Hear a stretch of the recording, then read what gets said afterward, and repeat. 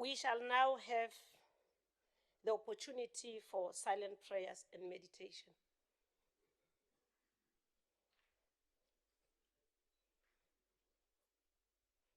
Thank you so much. We may now be seated.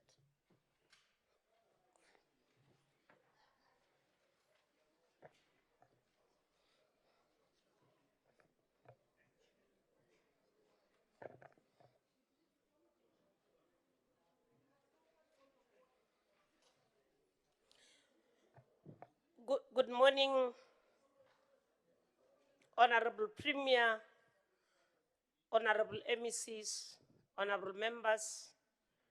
We take this opportunity to greet you this morning as we start with the orders of the day. We are now in terms of the order paper, we are on item 2. Are the motions without notice in terms of Rule 145?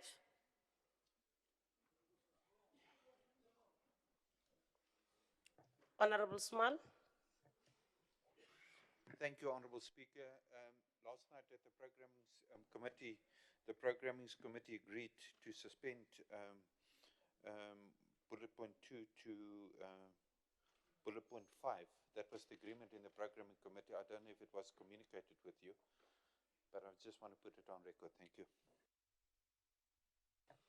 Thank you so much. I will want the Deputy Speaker to confirm as the Chair of the Rules Committee. Of the Programming Committee, sorry. Yes, I confirm. Thank you so much. Thank you. Oh, I'm sorry, Speaker. I'm sorry, Speaker. I came running. I even forgot to respect the House and stand up. I do confirm. Thank you. There was a hand from the EFF.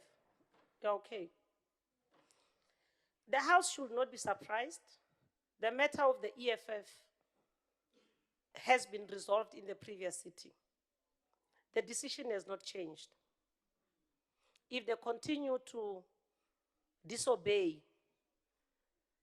the decorum of this House, the Ethics Committee will find its way of handling the matter.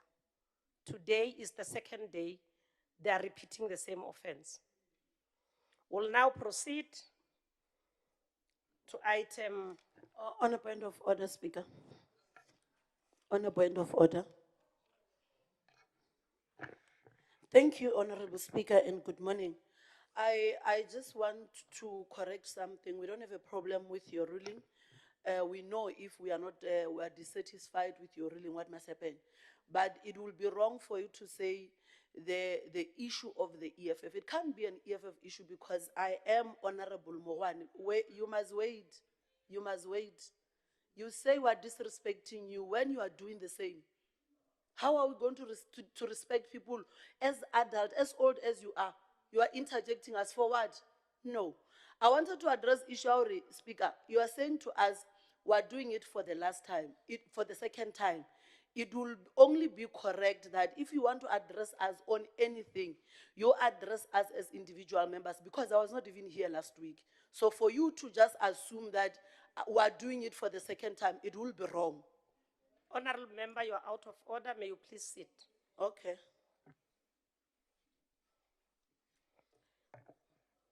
The matter stands as I've ruled that the previous sitting made a decision, and the decision stands. We now proceed. My hand is up. I'm not going to recognize any member anymore. The matter is not for debate. But Speaker, don't suppress me. On which point are you standing? On a point of order. Please read the rule that you are pointing out of order on. Thank you very much. It's very surprising that we are Which rule? Can you allow me to speak? Which rule? On a point of order. Which rule? On a point of order. Which rule? I'm saying on a point of order. Will not allow you, honorable member, to degenerate this House. No, you are degenerating yourself.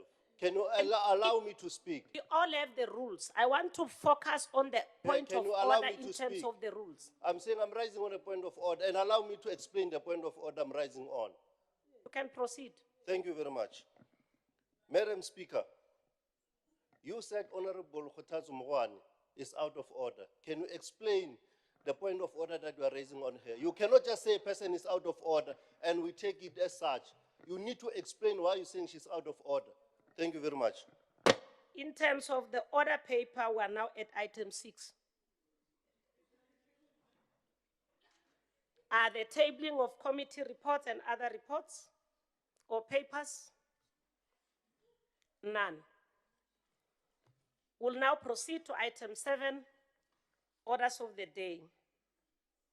7.1, second reading, presentation of budget votes and schedule of the Limpopo Appropriation Bill 2024, B02, 2024. I will now proceed to 7.1.1, where we'll be allowing budget speech for vote 1. We shall now call upon Honorable Premier Mayor Dr. Popira Matuba, the Premier of Limpopo, to come and present the budget vote 1, Office of the Premier. Honorable Premier.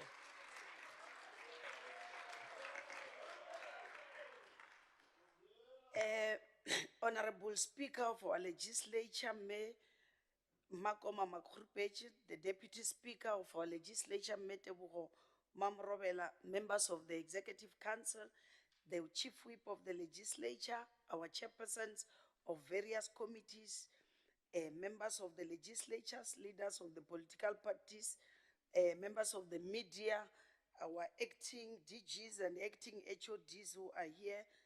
Good morning.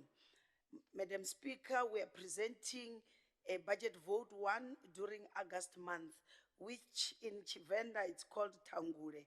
In Sipedi it's Pato, while in Shitsonga it's Mauri. The simple interpretation, which is common amongst our 3 languages, this is the month of dispossession, and this is the month of getting rid of old chaff in preparation for rebirth in the subsequent months of September and October. The wind that is associated with August, a month, often signifies a process of renewal and being re-energized. Legend has it that in Tangule, Pato or Mauri, there were great expectations that change will happen. If it doesn't come naturally through the leaves falling, the wind will help in the process to speed up change. It is not a coincidence that we celebrate Women's Month during August, because we have come to associate August month with women, our torchbearers, who are change makers in our society. So that is why we are dedicating this budget vote to all the women who are here. The role of Office of the Premier, Honorable Speaker, is to provide strategic, ethical, and innovative leadership. This is achieved through the mandate of the Office of the Premier to coordinate and support the provincial administration. We do this through key programs, which are corporate management, institutional development, support, planning, coordination, monitoring, and evaluation. This is a crucial task that for the next 5 years, we should be able to point out as a hallmark of our administration. Honorable Speaker, we have made significant strides in the financial management. I'm proud to announce that the office has managed to resolve all the matters of emphasis which were raised by Auditor General and internal audit during the 23-24 audit cycle. And there were no issues that were raised in the recently completed audit for the 23-24 audit cycle, of which Auditor General is yet to announce the audit outcome. But we are positive that the outcome would be a positive one. The office has also cleared all unwanted expenditures for prior years. On the other hand, the SCOPA resolutions for the office have been implemented. And during the reporting period, the office was able to successfully spend 98.5% of the allocated budget and ensured that 100% of our supplier invoices were paid within the prescribed time frame of 30 days. We have also made strides in the employment equity, with women representing 51% of senior management position, an improvement from the 48%, and people living with disability at 3.2%, exceeding the 2% target as stipulated by the employment equity legislation. As the Office of the Premier, there's a need to ensure that all our provincial departments are assisted to meet the same target.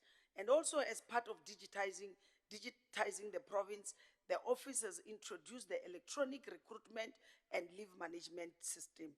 The electronic recruitment will streamline the process and improve turnaround times in filling of vacancies. The system is finalized and it's currently being rolled out for the entire provincial administration. The electronic leave management system is being rolled out to all provincial departments in the 24-25 financial year. This system will do away with paper-based applications for leave and yield positive results. Madam Speaker, for the 24-25 financial year, the office has been allocated a total of 506.2 million, which is a 10% increase from the previous year, with 84 million earmarked for provincial priorities. Honorable members are laughing because previously we would speak about 23 billion. Now we are talking about 506 million. So, Honorable Speaker, this budget will be prioritizing water provision programs, recognizing the importance of water security in our communities and economic growth. The Hinomati Friday program will find expression when it's being implemented by the relevant departments. We must appreciate that the role of monitoring and evaluation in our administration, it's nothing short of crucial, and this cannot be overemphasized. That is why through consistent monitoring, that the Office of the Premier can keep a close eye on the progress of all our government programs and these initiatives, ensuring that every step taken, it's measured, every resource, it's used effectively, and every challenge, it's identified properly. That goes also not only to monitor the Hinomati Friday, equally the Musina Makado Special Economic Zones, equally the Fitahomu Tuvatsi Industrial Park, equally the Libuahomu Abad, and all other catalytic projects that have been pronounced during the opening address. We will make sure that we monitor them. And I want to emphasize that monitoring and evaluation is not merely about looking back at what we've achieved. It is also about fostering a culture of continuous improvement within our administration and the community benefiting on service provision. That is why the Office of the Premier will continue to fulfill its strategic role of overseeing the implementation of government priorities across all departments. It is with great privilege and responsibility that I stand here today and outline our commitment in terms of building the capable developmental state in line with the priorities of the 7th administration. Central to our mandate is the imperative to enhance capacity of the state in ensuring that public service is equipped to deliver efficient and effective services to our people. The Cabinet has approved the framework of professionalism of public sector on the 19th of October 2022, which seeks to create a state that better serves its citizen, one free from excessive political meddling, and one where appointments are based on merit.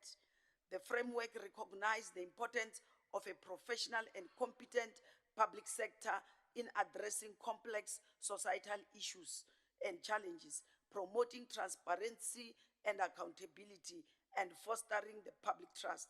It emphasizes the need for continuous learning, career development, and adoption of professional standards and codes of conduct.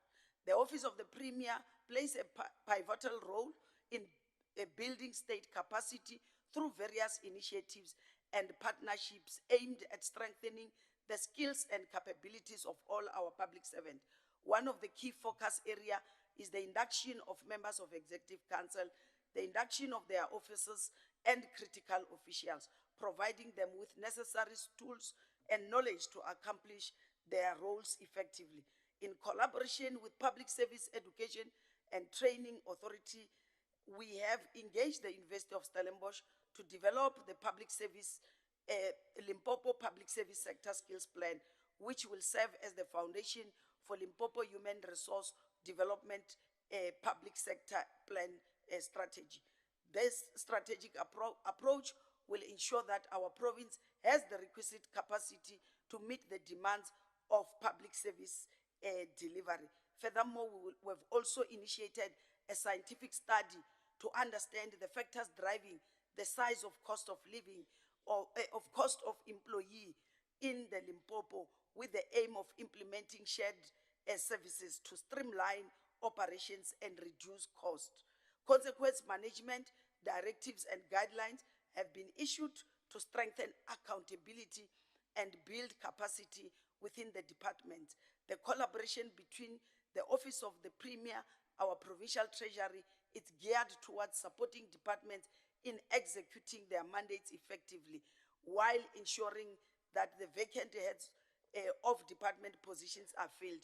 Up to date, the 5 vacant heads of department positions have already been advertised. The closing date is 17th of August. That's enabling them to be filled promptly.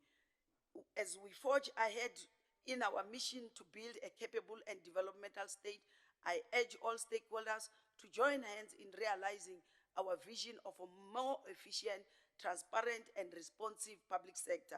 Together, we can propel Limpopo towards a brighter future where citizens benefit from a government that is equipped to meet their needs. Honorable Speaker, in our quest for economic sustainability, we have focused on ensuring that our provincial business enterprise or scheduled 3D entities are self-sustainable.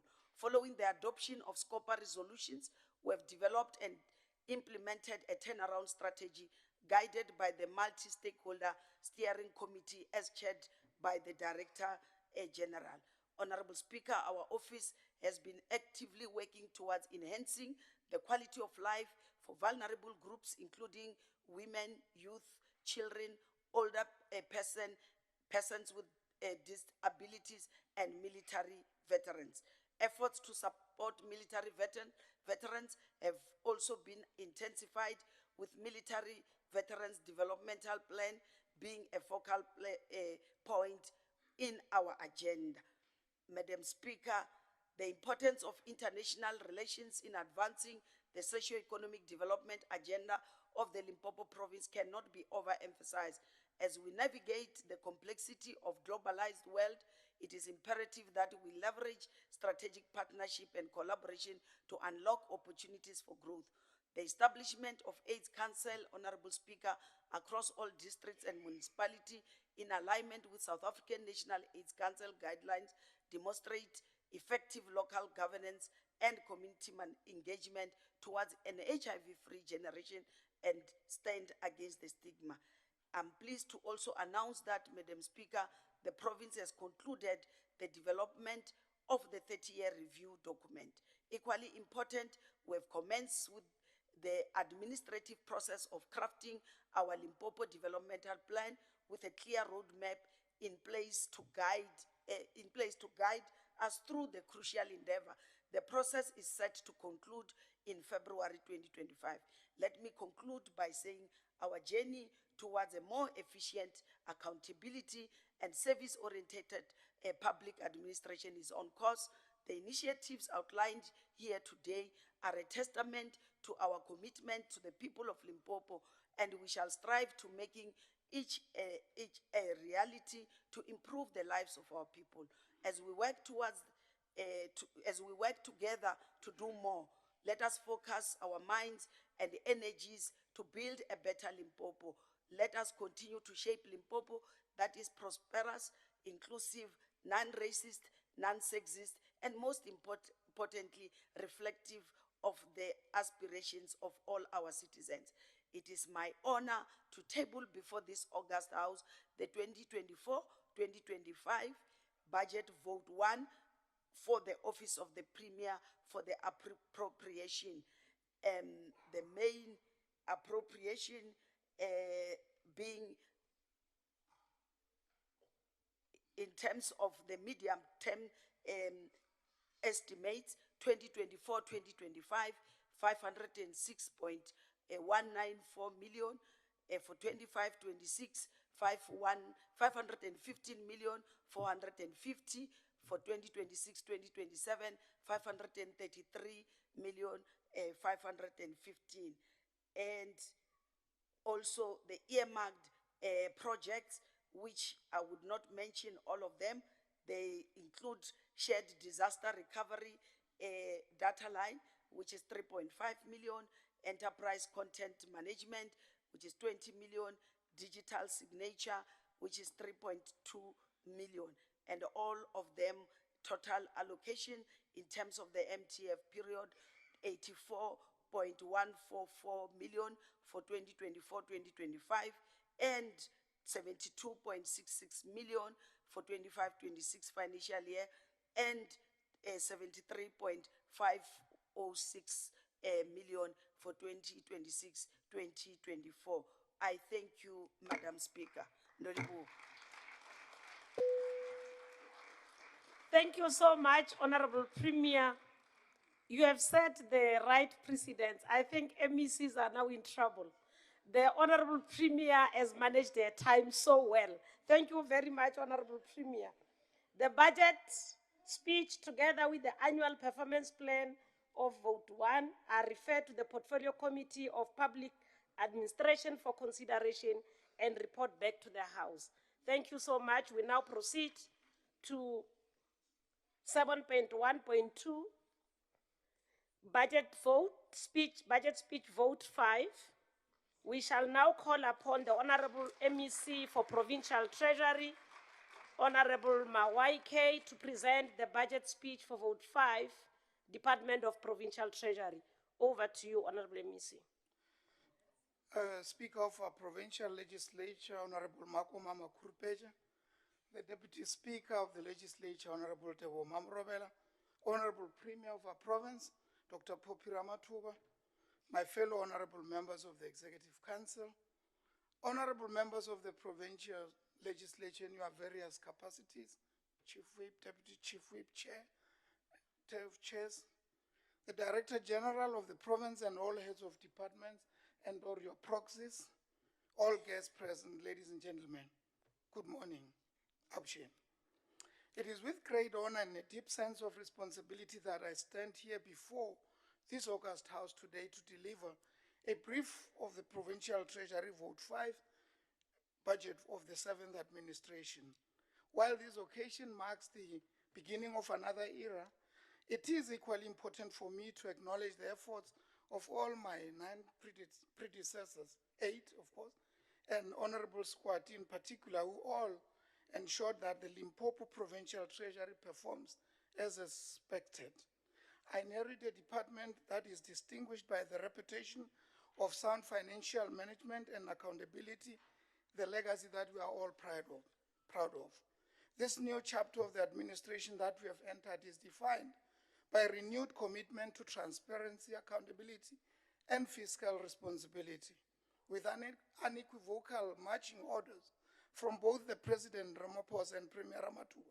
We are tasked with continuing to pursue programs that will foster inclusive economic growth, employment, equity, protect and uphold the hard-won rights of workers, and continually strive to improve the working conditions. The President's vision in this regard is clear, and I quote, "Inclusive growth demands that we affirm the position of women and youth in the economy," close quote. This mandate serves as a guiding principle as we work to build a more equitable and prosperous future for all. Honorable Speaker, as we embark on this journey, we also pledge to maintain the good audit profile of our department and pride ourselves that from the look of things, we will be able to restore it to its former glory of clean audits. This is a commitment not only to financial rectitude, but also to the people of Limpopo, as we recognize the trust bestowed upon us by the citizens, which is very paramount to us. We therefore undertake to rebuild that trust through decisive actions or corrective measures and unwavering focus on accountability.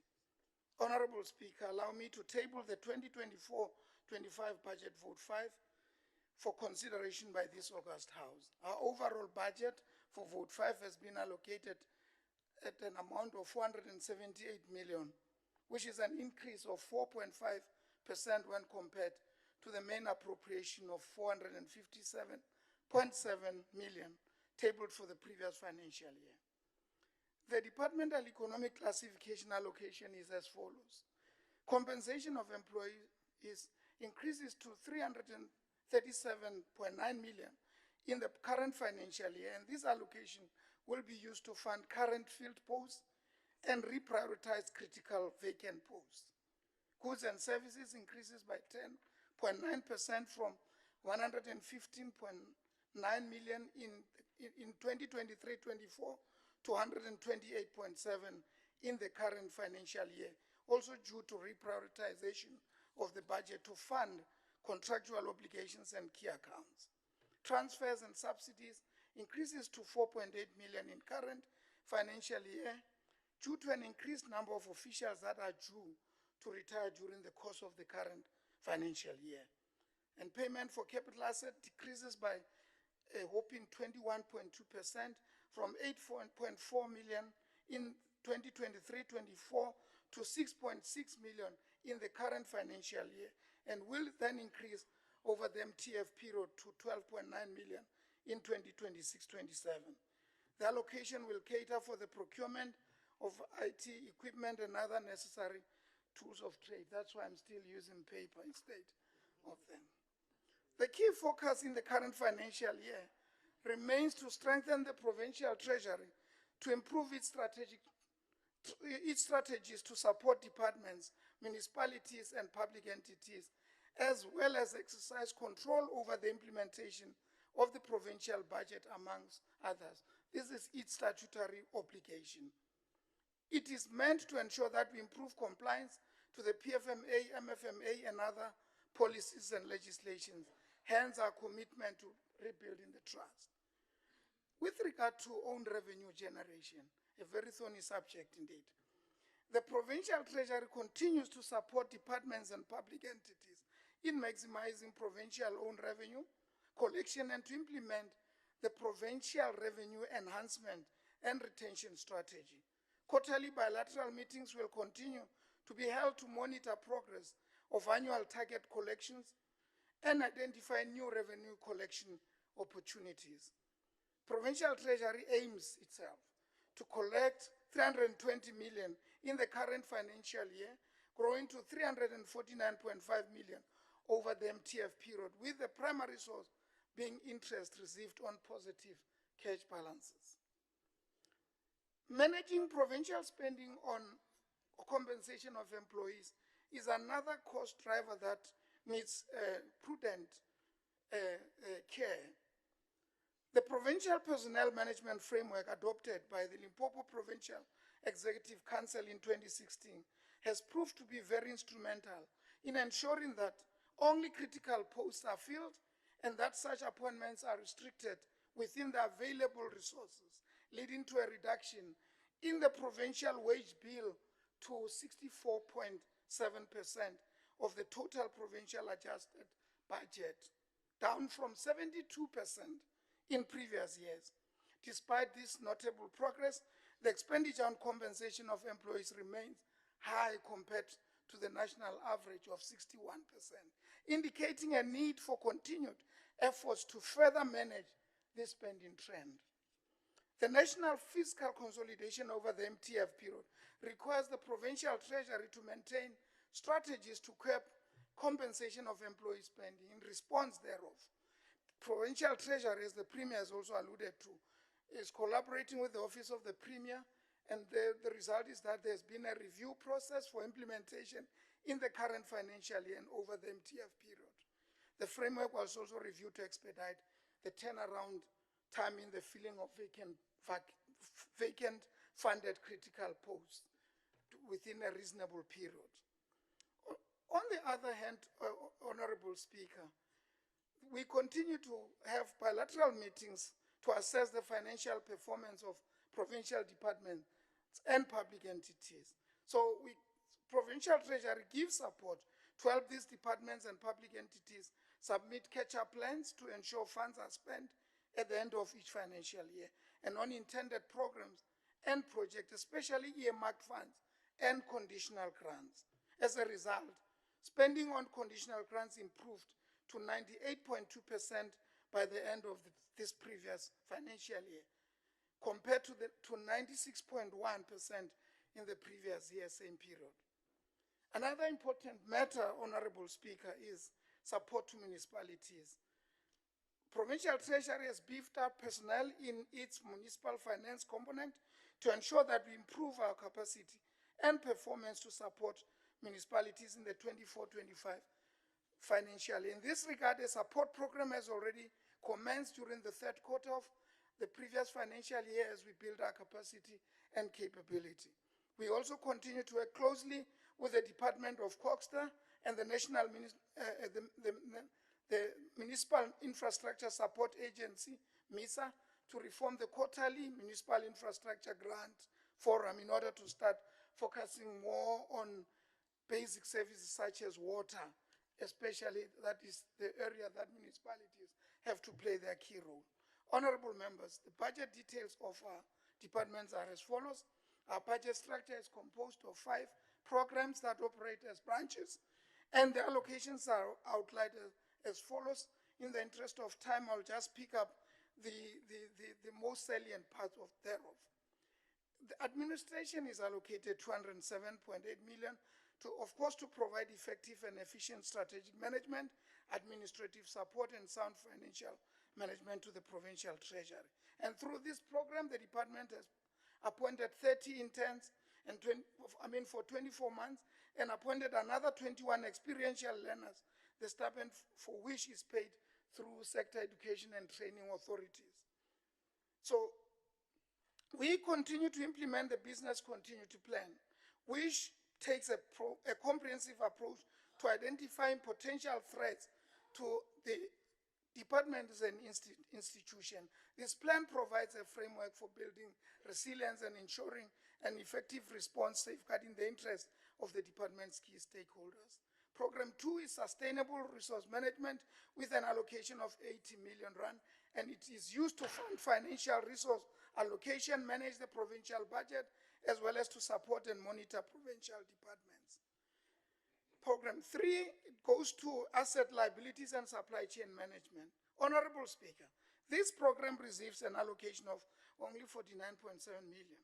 The allocation will be used to provide policy direction and facilitate the effective and efficient management of assets, liabilities, and provincial supply chain management processes in all our departments and public entities.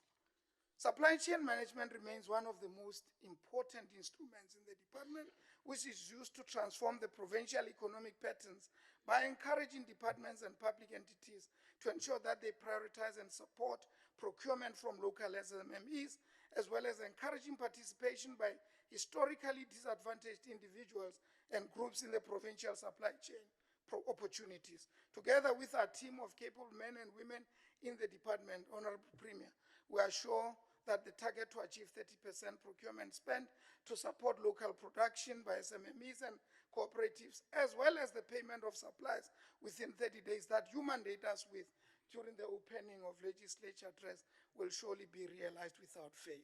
Program 5 goes to financial governance and it received 81.3 million. This unit's main purpose is to build trust among stakeholders by enhancing accountability and compliance with financial norms and standards. Honorable Speaker, I'm pleased to announce that with the support of the Financial Governance Unit, the province is improving its audit profile. In this regard, the province revised the Limpopo 2025 audit improvement strategy to identify control deficiencies and propose measures to attain and retain clean audit outcomes in the coming and future audit cycles.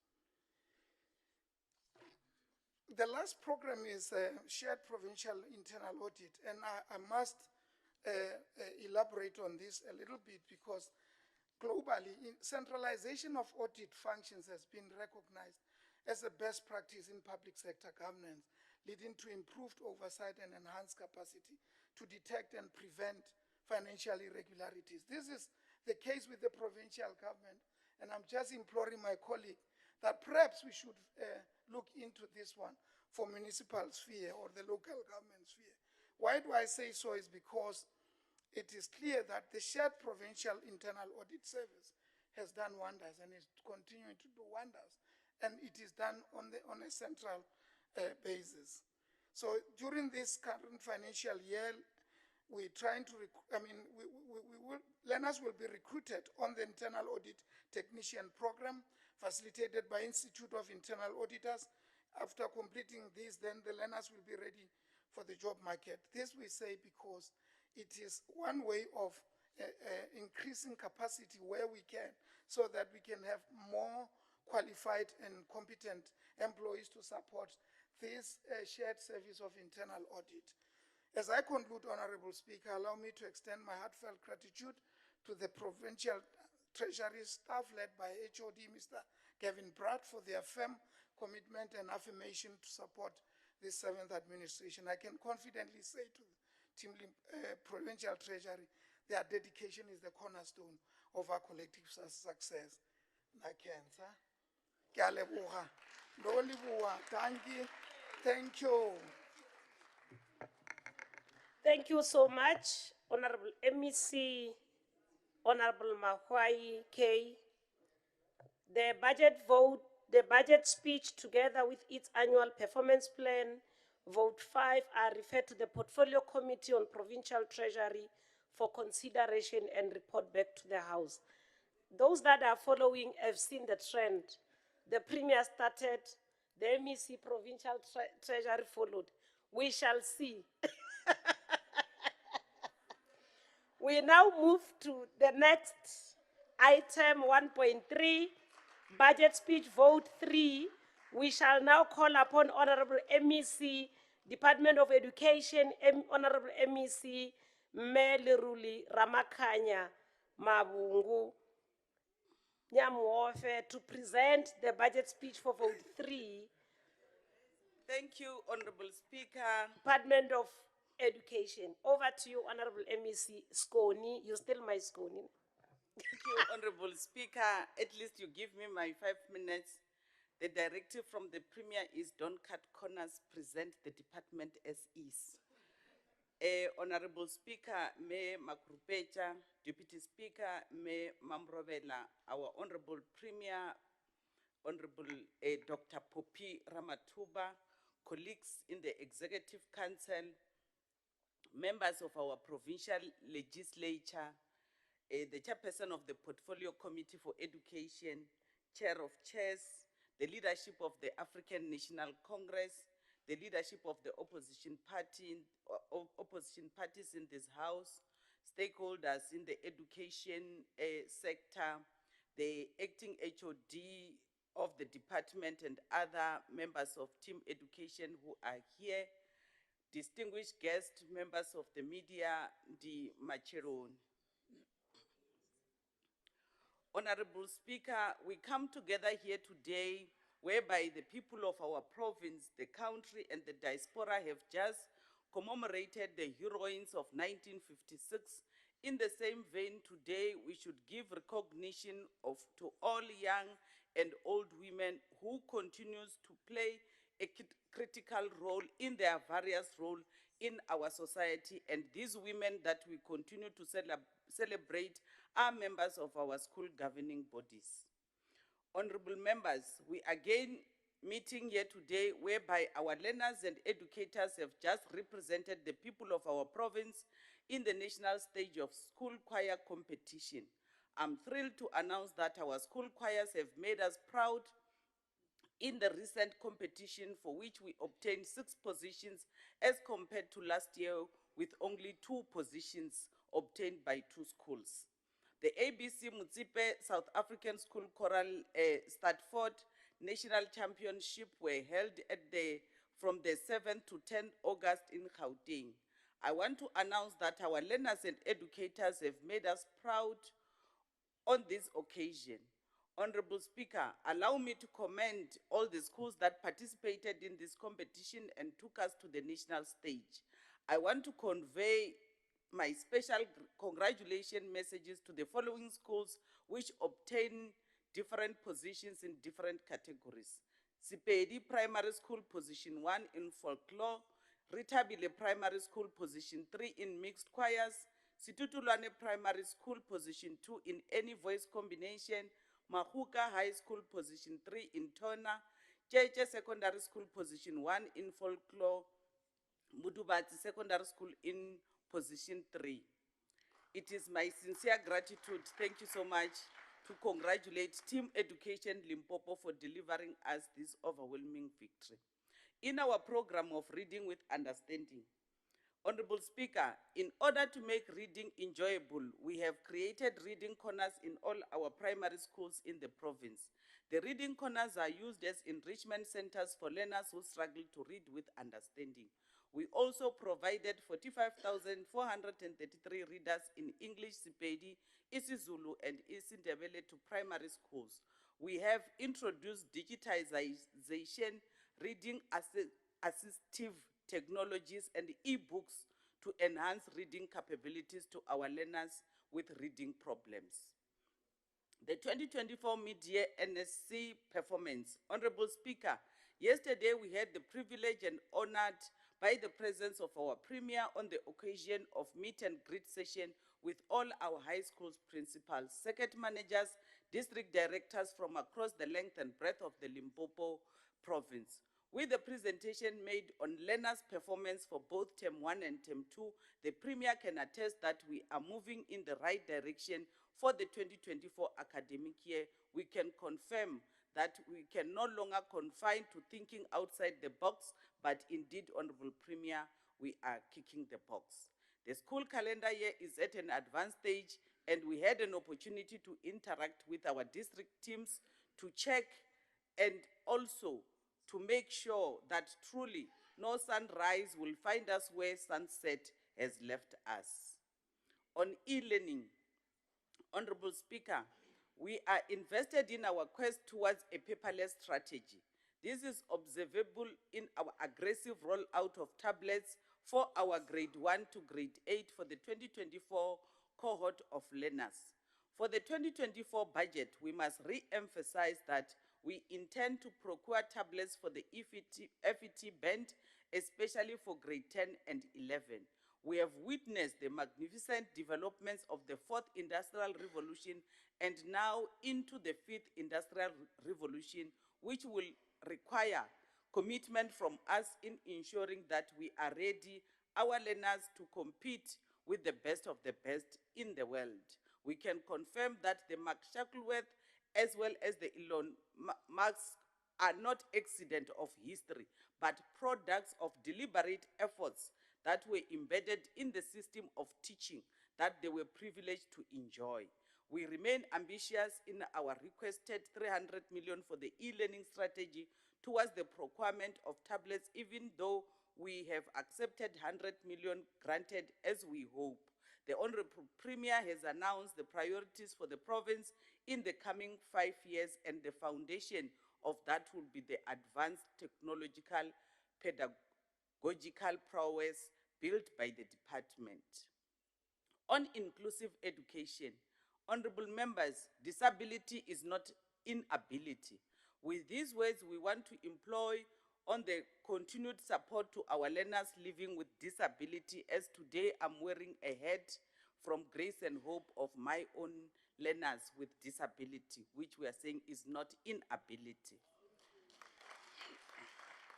For them to perform well, we ought to continue providing them with resources that will aid them in their day-to-day activities.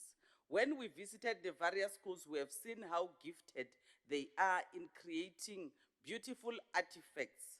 The 100 million put aside in the intervention of this critical area will go a long way in paving an accessible environment for our learners and educators alike.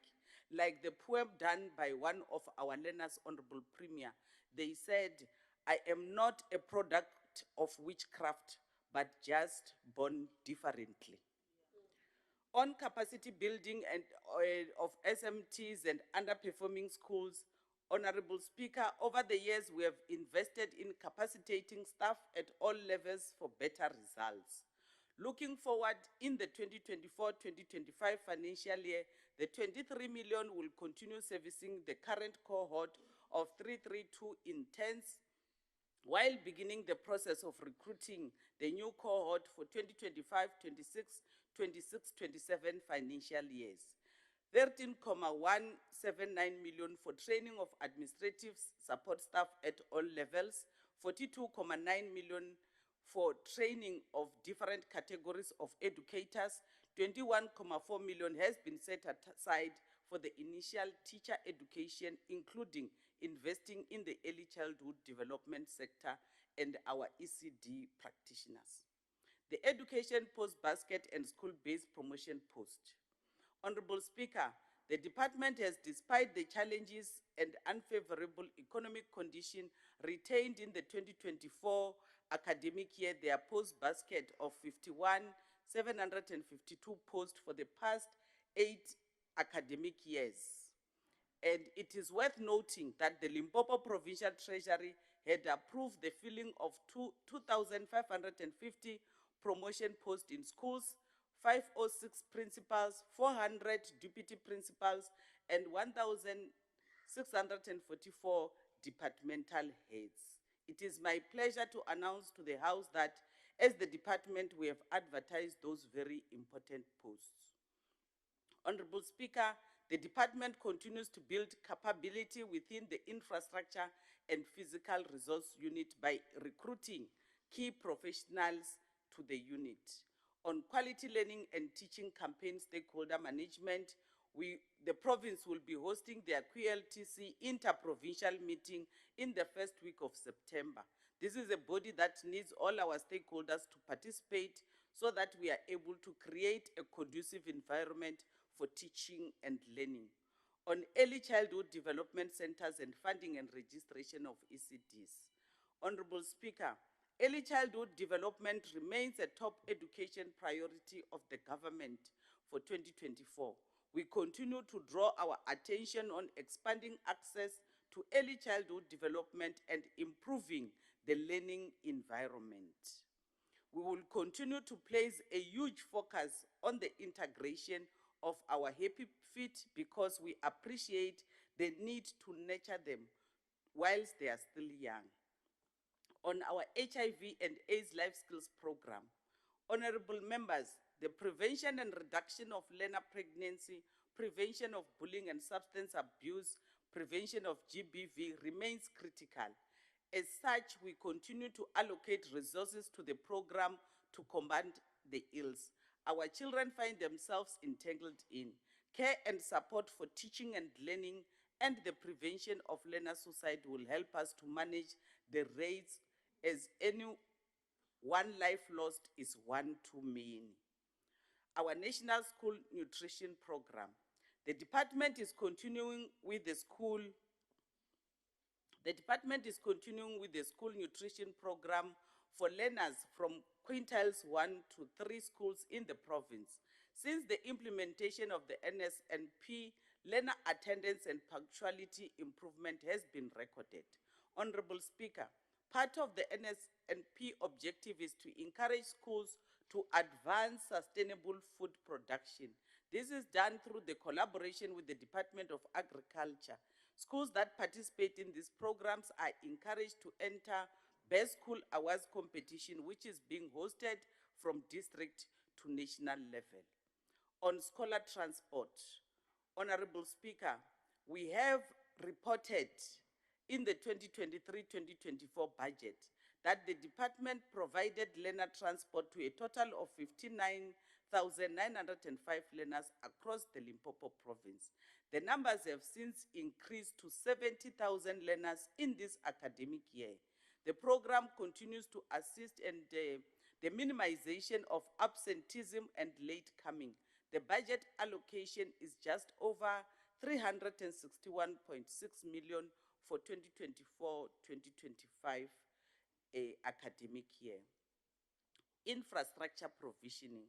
I must indicate, honorable members, that infrastructure is very key to our mandate. It is worth emphasizing that the Honorable Premier, in her speech in this August House, has indicated that the provision of infrastructure will enable us to focus more on teaching and learning. We continue to make huge progress in some of the schools that were provided with infrastructure. The infrastructure grant budgeted allocation infrastructure development for this financial year is 1.4 billion. The department has received an additional allocation of 100 million to attend to storm damaged schools. The total infrastructure budget amounts to 1.5 billion. That is for enhancement of our teaching and learning. The department has received an additional 89 million as part of the performance-based incentive system. The allocation will be used to provide the much-needed infrastructure upgrades at schools. Honorable Speaker, it is my singular honor to present to you the 2024-25 Vote 3 budget for the Limpopo Department of Education. The department received a total budget of 40.029 billion in 2024-2025 financial year, which is made up of equitable share of 35.654 billion, conditional grant of 3.614 billion, and own revenue of 760 million. This represents an increase of 2.5% of 992.6 million from 39.037 billion adjusted appropriation in 2023-2024. The allocation has been broken down per economic classification item as follows.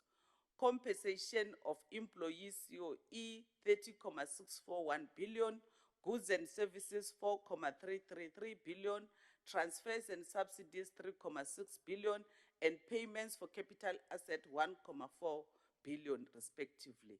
The compensation of employees items received the biggest share of 76.5 of the total departmental budget for both equitable share and conditional grants.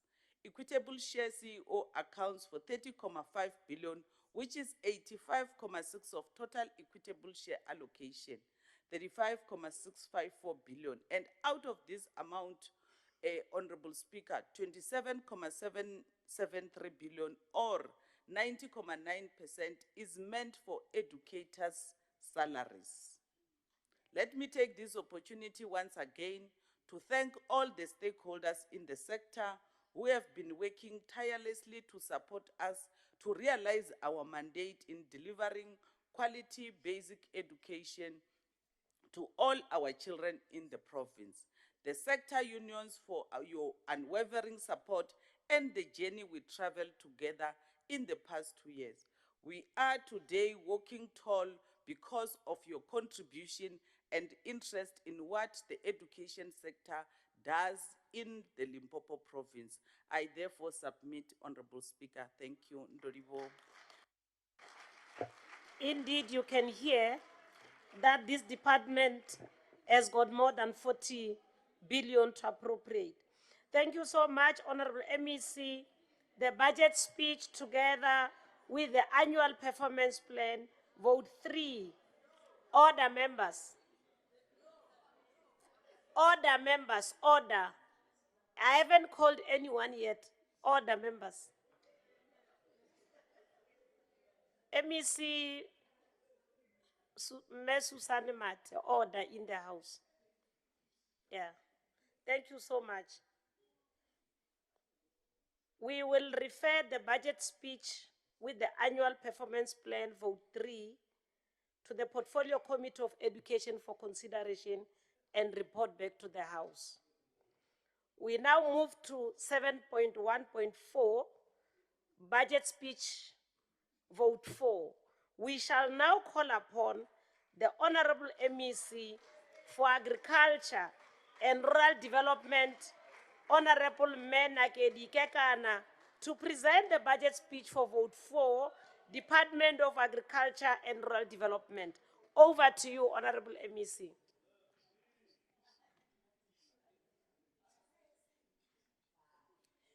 The Speaker of the Legislature, Honorable Makoma Makrupeche, Deputy Speaker, Honorable Tebogo Mamrobela, Honorable Premier, Dr.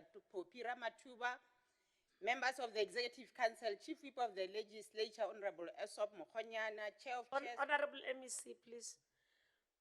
We have welcomed all our guests, but we are being disrupted by those that are taking pictures and videos. Please, let's respect the House. You are warmly welcome as our guest, but please, as and when you take pictures, you are interrupting the proceedings. Thank you. Honorable MEC, you can proceed. Thank you so much. Honorable members of the legislature, leader of the opposition political parties, Honorable Lawrence Mapoulo, our esteemed traditional leaders, Director General, heads of department, members of the media and business communities, including members of the commercial farmers present here, distinguished guests, ladies and gentlemen, Tobela. I stand before you today, not so new in the Department of Agriculture and Rural Development. Weeks have gone by and we can safely say that we have adjusted the machinery and we are working as oiled as this machinery could be. In the heart of Limpopo's vast and diverse landscape lies an intrinsic part of its identity, agriculture. This sector not only feeds the nation but also supports a significant portion of the population, underscoring its pivotal role in ensuring food security and rural development. As Nelson Mandela famously said, the greatest glory in living lies not in never falling, but in rising every time we fall. This sentiment is particularly resonant when considering the challenges faced by South Africa's agricultural sector and the broader rural economy that came as a result of the impact of COVID-19 and also the recent disasters that are continuing to make sure that the agricultural sectors bear the brunt. Honorable Speaker, agriculture has long been the backbone of Limpopo society, deeply rooted in its history and cultural fabric. The 7th administration under President Cyril Ramaphosa and the Premier, Dr. Popira Matuba, has recognized this agency and is poised to focus on crucial areas such as job creation, business sustainability, agro-processing, and farmer aid. We are now living in times of unity in the country, that which the governance forces us to work together for the betterment of our country. In this government of national unity, we look to drive inclusive growth and job creation, reduce poverty, and tackle the high cost of living, while at the same time building a capable, ethical, and developmental state. Honorable Speaker, just a fortnight ago, the Premier, Dr. Popira Matuba, gave our department a directive that it leads the opening of the Limpopo Chicken Abattoir urgently. Together with my economic development, environment, and tourism counterpart, yes, it will happen. Vomative Sitereke, we have visited the abattoir and we can attest to that. And we are proudly saying that the work is well underway to ensure the reopening before December this year. In anticipation of this beautiful project that will now see the light of day, I have instructed the department to engage in a broiler house assessment program, that which has been carried out within a 100-kilometer radius of the abattoir. Its outcomes indicate that the total cost needed to refurbish government broilers to full functionality is estimated at 13 million rand, and the program will thus benefit existing broilers in the Limpopo municipality at large, creating at least 1,000 jobs, while at the same time increasing business for the same broilers. And myself, together with the Honorable Premier Dr. Popira Matuba, we are going to meet the Minister Steenhuisen today, and we are going to highlight this matter so that they assist us with funds. The seventh administration under President Cyril Ramaphosa has placed a strong emphasis on revitalizing the agricultural sector and rural economy. Honorable Speaker, the fruit and vegetables of Limpopo form an important part of South Africa's export basket. More than 45% of the annual turnover of the Johannesburg fresh produce markets originates from Limpopo province. The province is the biggest producer of avocados. Of the current crop of about 120,000 cartons per year countrywide, about half is produced in two Limpopo regions, that is Letaba and Tzaneen.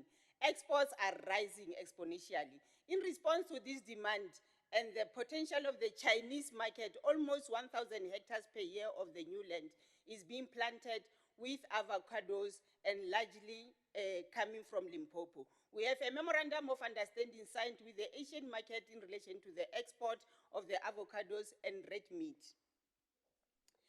In the same breath, Honorable Speaker, the same amount of new macadamia planting is underway everywhere according to Macadamia South Africa. The other big sellers are mangoes and tomatoes. Limpopo grows 3/4 of South Africa's mangoes and 2/3 of its tomatoes. Capricorn district has potatoes in abundance, while Vembe district in the north specializes in citrus and subtropical fruits, together with Mopani district, with Kukune, of course, specializing in grain and cotton. Honorable Speaker, our Sustainable Resource Management Program is allocated with an amount of 125 million for the 2024-2025 financial year. This program remains the cornerstone of agricultural practices, since it is caring for the very soil agriculture is derived from, and the provision of infrastructure to support farming activities. As part of investing in infrastructure, Honorable Speaker, the department will implement 54 agricultural projects, which includes livestock, water, infrastructure, and other agricultural inputs. In 2024-2025, a total of 36 irrigation projects will be implemented, and 257 smallholder producers will benefit from this program. Regarding the revitalization of small-scale irrigation schemes, we pronounce in the 2023-2024 budget speed that notable progress has been made in 4 irrigation schemes through the revitalization of infrastructure development. The development of Mogalachan in Skukunagabubela irrigation scheme infrastructure is 100% complete, and 40 hectares are now planted with cotton. Significant progress has been achieved at Hereford irrigation scheme owned by Tafelkop Farmers Association. A total of 15 producers each receive full support package of irrigation scheme and other agricultural inputs that will assist them to comply with the South African gap market requirements. This intervention by the department has resulted in the creation of 64 permanent jobs and 320 seasonal jobs. 2 schemes could not be implemented due to community conflicts. The department will rehabilitate about 1,400 hectares of degradation, clear 1,400 hectares from alien and invasive plants. Vumachelo Holdings and Project is one of the examples, of course, that we have supported, and they are doing very well to make sure that agriculture conservation is preserved, and it is owned by the youth for that matter. Through the policy of advocacy of our national department, the Department of Agriculture and Land Reform and Rural Development, within the auspices of the Land Care Conditional Grant, which has yielded the benefits of increased production and environmental management. The department has allocated 13.6 million rand to land care to spare efforts of combating soil erosion and thus improving agricultural productivity. Likewise, the MEC who came before me, MEC for Education, has said on the issue of investing on the ECD. We'll make sure that as part of the program of the land care, in order for us to manage the environment and avoid all the negative impacts that come as a result of climate change, we'll start with program at the ECD levels, and I'll be working together with the MEC for education. As highlighted, one of the strategic priorities is that of having a radical investment in job creation. In responding to the investment of jobs, reduction of poverty and tackling the cost of living, and also to make sure that within the next 5 years, we'll make sure that we create 2.5 job opportunities as alluded to by the president of this country. The department is utilizing expanded public works program conditional grant to bridge the gap of unemployment through creation of temporary work opportunities and training. To continue this quest, the department was allocated 4,753,000 rand incentive allocation with a target of creating 1,520 job opportunities. Madam Speaker, our agricultural development and farmer support program has been allocated 759,217,000 rand, which constitute 4.6% of the departmental budget. Smallholder producers to the total of 2,795 will be supported, and 10,370 subsistence farmers will be supported. A smallholder producer is as defined as undertaken by an individual or business entity. The support will include, amongst others, on and off farm infrastructure, technical and advisory service and development training. Honorable Speaker, the department has intensified its efforts to develop the skills and development required for a successful agricultural sector. Through the agricultural graduates program, a total of 140 agricultural graduates were appointed and placed on 35 smallholder and commercial provinces across the province. A further 300 graduates, of course, in responding to the quest for making sure that the issue of unemployment, in particular, that is hard hit to our youth, the unemployed graduates. We placed 300 graduates on farms through a collaborative partnership with Brucol Global. Tumise Mwepe from Ramatlala graduated from Sir Harry Oppenheimer Agricultural School in 2005 and was awarded a bursary by the department to study agricultural engineering. Tumiso holds an honors degree attained in 2010, and she's a professional. She is a professional since 2020. Tumiso was the first female engineer to be appointed by the department since 2011. She is the brain behind Ratagani, table grapes, project design and implementation at Raskukuni, Honorable Bella Cooper and Jerry Masek.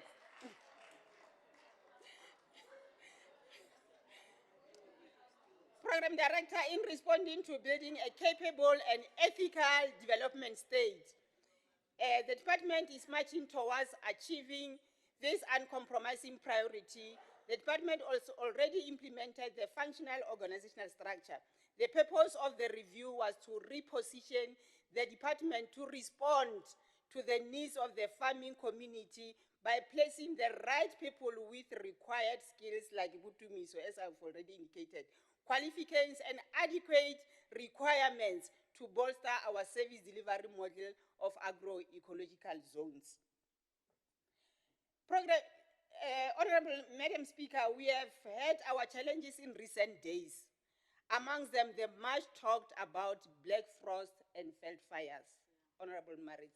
Provincial Disaster Management Center has requested the head of the National Disaster Management Center to classify veld fire and black frost damage in line with Section 23, Section 1, Paragraph B of the Disaster Management Act, and Section 12, Paragraph 1, Subsection 1, Paragraph A as a provincial disaster. On the 24th of July, the Provincial Disaster Management Center presented the black frost and veld fires incidents at the National Joint Coordination Committee to inform the members of the National Joint Coordination about the damage based on the preliminary report. Subsequently, as I'm standing here, as we speak, our department has consolidated the damage report on black frost, representing a significant number of farmers affected. A signed report will be sent to the Provincial Disaster Management Center today to enhance the provincial head of the center to send their national counterpart for further classification. Once that is finalized to the full satisfaction of the committee, it is then that the Premier may declare a disaster.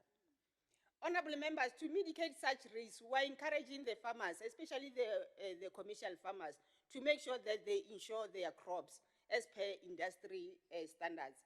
We are hopeful of positive outcomes so that the resources could be able to assist the farmers who lost dearly, and some of them are still recovering from COVID-19, and ultimately put on a cushion for consumers who may later feel the brunt with escalated prices and job losses. Honorable Speaker, the department continues to enhance and improve the quality services in ensuring good governance guided by national framework towards professionalization of public services. We took cognizance of the element of the professional conduct as captured in the Appropriation principle.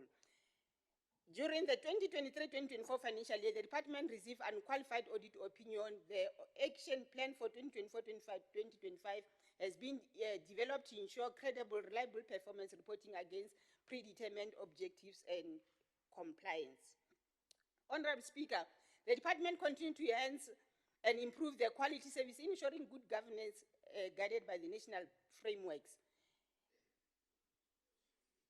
As a result of the cannabis industry, Honorable Speaker, development, the department is continuing to unlock the potential of the cannabis industry in the Limpopo province.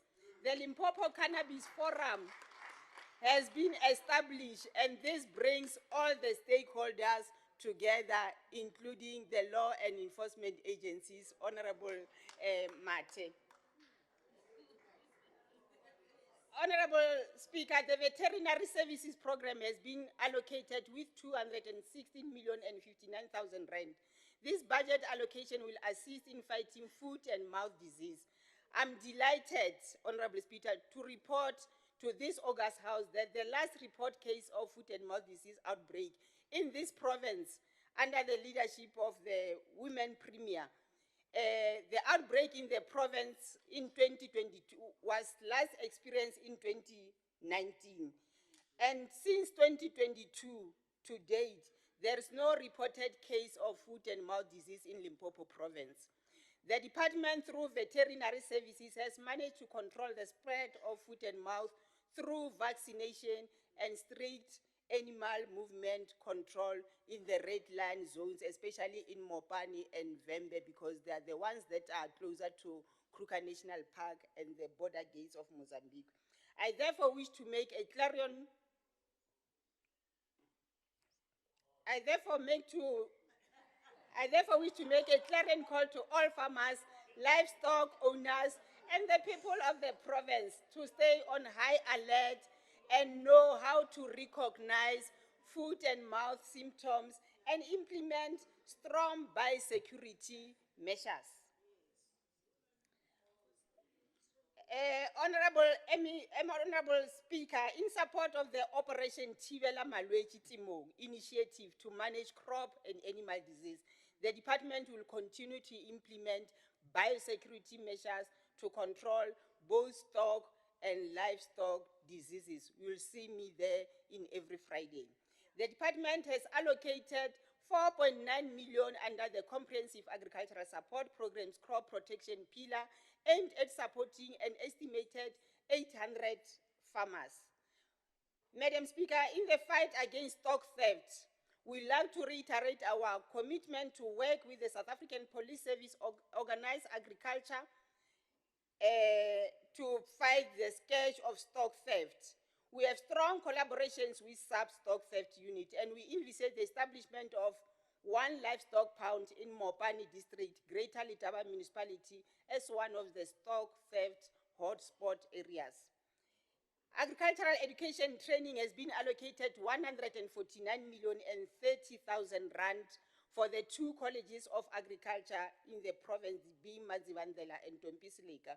According to the 2024-2025, the Agricultural Economy Service Program has been allocated 68,414,000 rand to provide timely and relevant agricultural economic services to the sector in support of sustainable agriculture and agribusiness development to increase economic growth, which will then assist in making sure that jobs are created and we address the triple challenges that we are facing. The RAVEC projects are under various stages of implementation, over 300 jobs and about 1 million beneficiaries benefiting from the initiative. In 2024-2025, RAVEC projects are a combination of continuing projects as multi-year projects and new ones which are as follows. The Majeje Citrus in Mopani district, this is which 130 million rand program. In conjunction with the private sector, a total area of 466 hectares has been debushed in this project. And the solar plant and other agricultural inputs were supported to that particular project. Program Director Mushumo Uchabadiata, Premier Dilo Dichenchich. Hydrological assessment at Zebediela Estate in Capricorn, as we have mentioned in your address. Capricorn district has been completed and the refurbishment of water infrastructure will continue during the 2024-2025 financial year with the allocated budget of 3 million. The revitalization of Zebediela Estate is gaining momentum with the imminent finalization of the coastal agriculture master plan. It is the intent of the department to explore the possibility of submitting the implementation of the master plan as regards to the infrastructure development to the budget facility for infrastructure at National Treasury for consideration. Program, Madam Speaker, Munyeka Hatchery in Mudimule district is allocated 10 million and will be developed in line with the white meat cluster. Kharos looking into agro-processing in Capricorn district, 4 million budget has been put aside, and this project, the Kharos, Honorable Speaker, Honorable Premier, this is the project that is implementing the agro-processing. I can attest this morning I've eaten the yogurt that is processed out of the sweet potato.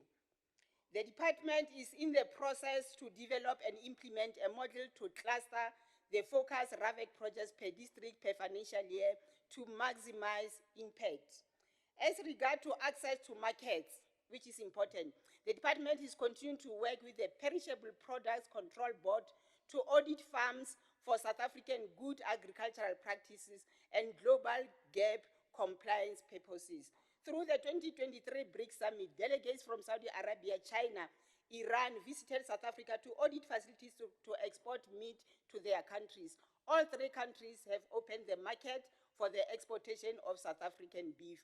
Only the foot and mouth control areas were excluded by then. But now that we have complied with all these GAP practices, all the districts across the province are now foot and mouth free. The department continues to integrate rural development as a cross-cutting element of all the programs and projects to deal with rural poverty effectively through an integrated agrarian transformation and the strategic investment in agricultural infrastructure. There's 6,187,000 rand to cater for administration and coordination of rural development activities has been set aside. Madam Speaker, following the constituting a seventh administration, the department continues to enhance and improve the quality service in ensuring good governance guided by national frameworks. In conclusion, the path forward for South African agriculture and rural development involves a concerted effort to address historical injustices, support smallholder farmers, and promote sustainable practices. It is worth noting that agriculture as a school subject of choice is beginning to take the spotlight among the new generation across the province. This global school subject has long been termed too unattractive and for the lower class and not for the youth. We have taken a stance to make it fashionable and trendy to the youth. In 2024-2025, the other two projects will also be supported. Chatonez projects led by a woman will be supported with the development of 10 hectares and other agricultural inputs. Summary of 2024-2025 budget allocation. To implement our strategic priorities, the department's main appropriation allocation for 2024-2025 amount to 1.7 billion. This is an increase of 11.8 billion or 0.7% from the previous financial year 2023-2024.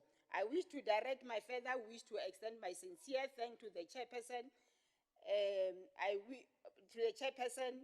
the acting head of the department, Mr. Jethro Nowata, and all the chief directors, together with the collective team agriculture, and also the ANC as the organization that deployed me to this position, including my family.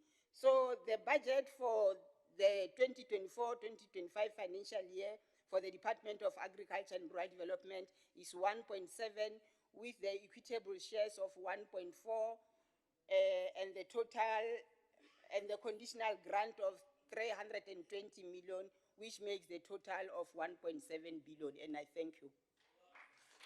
Thank you so much. Ge ba lema e ra hore re tlo ba le dijo, re a leboga Honorable MEC.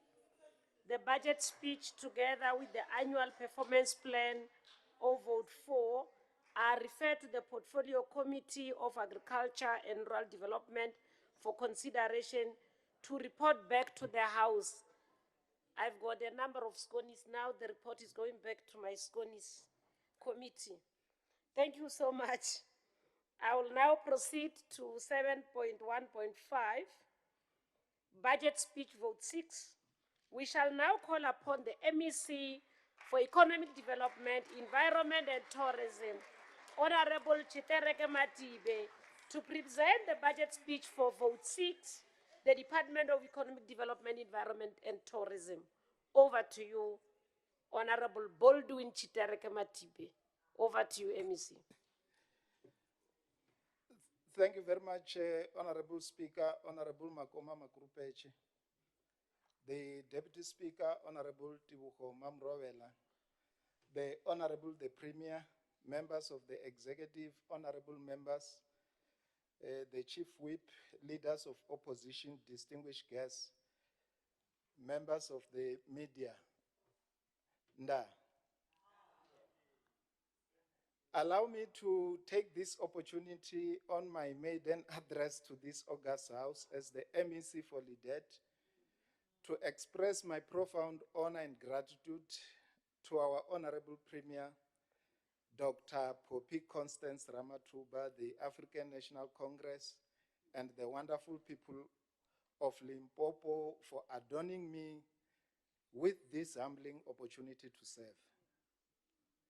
As we celebrate 30 years of our country's coveted democracy, we observe the dawn of the 7th administration with a deep sense of hope in the promise for a better, non-racial, non-sexist, democratic, united, and a successful South Africa.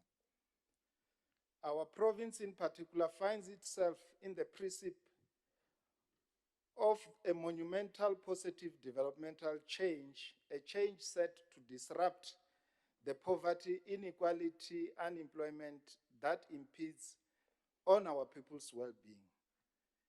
It is a change adequately captured by our Honorable Premier during her opening of the legislature recently under the theme, A Changed Limpopo Through Socio-Economic Transformation.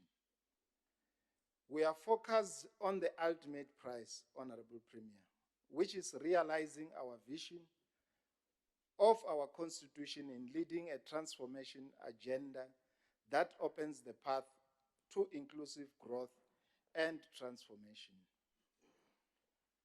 Honorable Speaker, the provincial economy showed a good resilience in the last 2 quarters of 2023 by manifesting confident growth. We are happy to report that this positive growth performance trajectory is expected to continue. According to the latest quarterly labor survey released by Stats SA, Limpopo province recorded a decrease of 0.5 percentage points in the official unemployment rate. Although this is not a sizable margin, given the myriad of domestic, internationally stimulated economic challenges, it presents a glimmer of hope that tomorrow will indeed be better than yesterday. Limpopo's economic growth pattern is steadily changing for the better, underpinned by our people acting in unison to intensify the reconstruction and recovery project. Our department, through Enterprise Development and Economic Empowerment Directorate, has designed the Limpopo Township and Rural Business Support Program to strengthen and empower local enterprise, SMMEs, and cooperatives with access to funding, opportunities, and business operational equipments. We have begun mainstreaming the coordination of enterprise development institution products and services to leverage the available resources from both public and private sector. Through this process, we intend to contribute towards the support of local enterprise, emphasizing on the targeted group of youth, women, people with disabilities, and military veterans. This will also allow the department to continue a collaborative with brands such as Coca-Cola Beverages, supporting 45 enterprise from township and rural areas in financial year 24-25 in the process.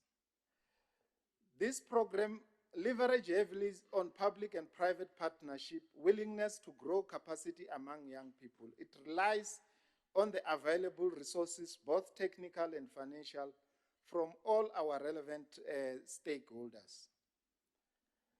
These workshops and the department intends to build capacity for an additional 30 cooperatives on the venture creation in collaboration with South African National Apex Cooperative Organization and Financial Accounting Services Sector Education and Training Authority.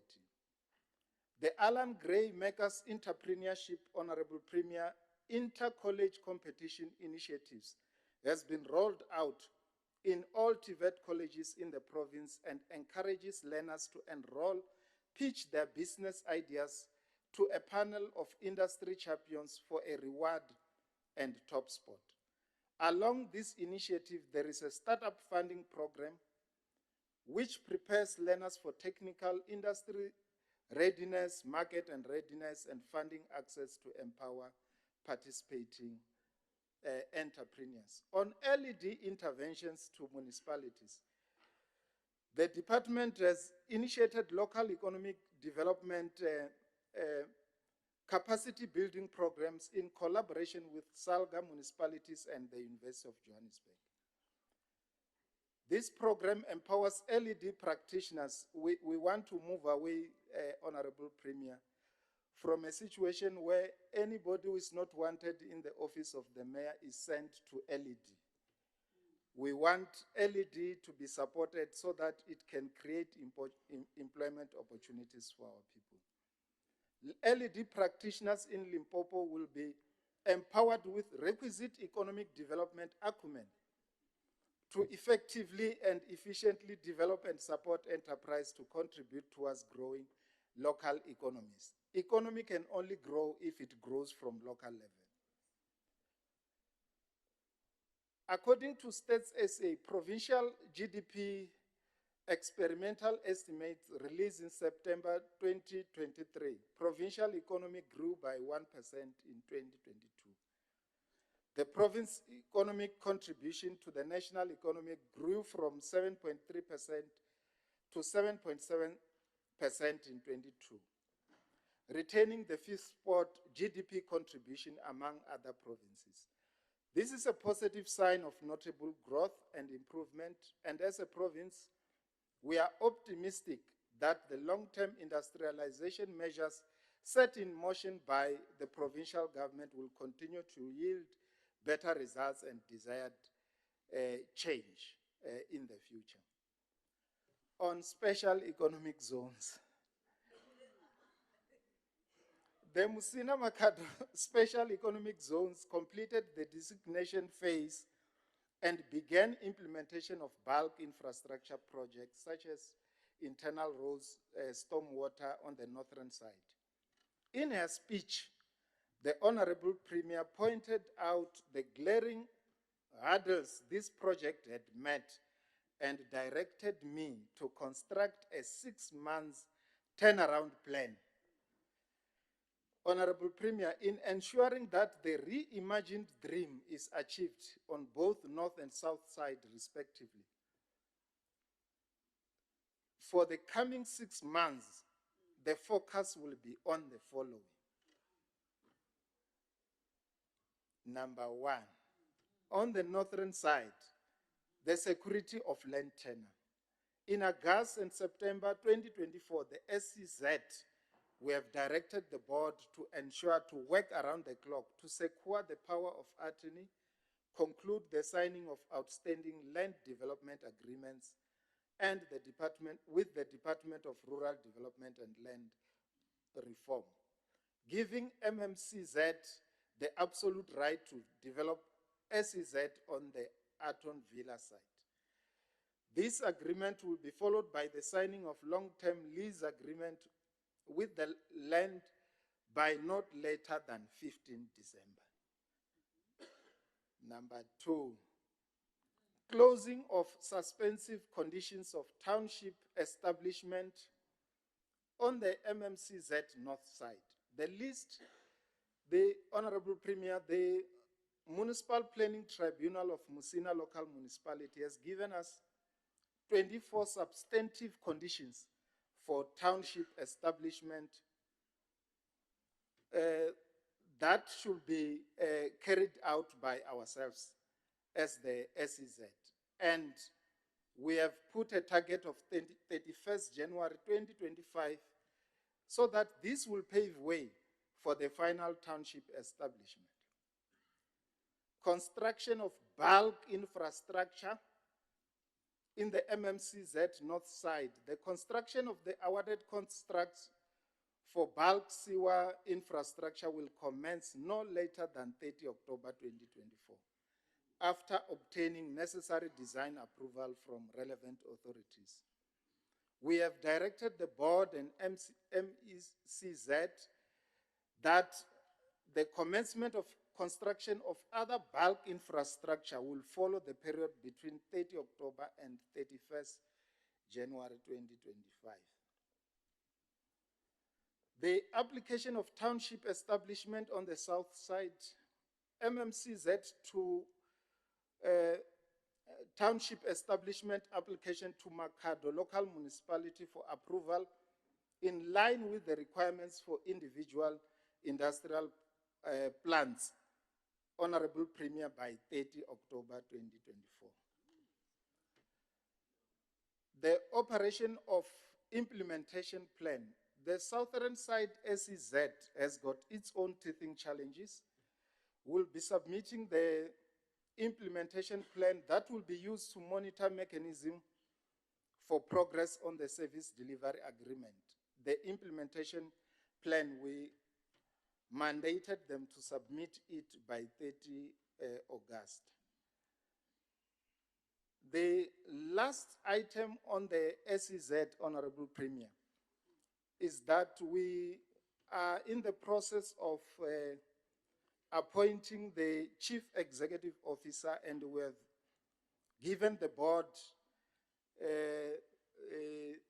until 3 months to finalize the appointment of the CEO. And we are advertising during the course of the week. On Fitakomu Tubatse SEZ, the management of Fitakomu Tubatse SEZ Industrial Park submitted an application for designation on the Fitakomu Tubatse Special Economic Zone to the Department of Trade and Industry in 2023-24 financial year. The land for the development of SEZ was acquired through long-term lease with Ditamaga Trust, while the application for the designation of Fitakomu SEZ is being considered. The industrial park will continue to implement critical infrastructure projects, and this will be done in phases, ensuring that infrastructure development is aligned with the occupation by industrial tenants. Honorable Speaker, the department runs a manufacturing support center through Limpopo Tooling Initiative situated in the Nkowankowa Industrial Park.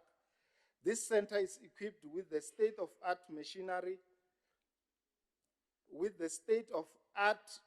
machinery that will assist in the development of that industrial park.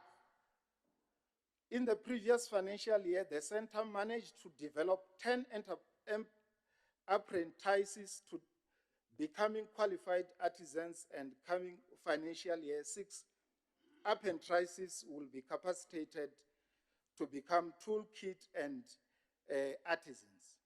On mining, we continue to experience challenges in relation to issues around illegal mining, otherwise called zamazamas. These troubling mining communities, especially in platinum belt of Skukune. The most devastating effect is that the money generated out of this activity is not accounted for. This therefore has negative impact to the provincial fiscus because of the tax evasion. It's mostly used to fund illicit and money laundering activities that poses a serious risk and threat to national security.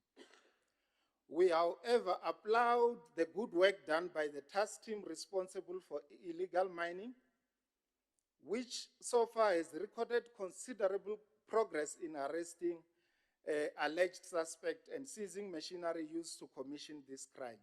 This task team is comprised of South African Police Service.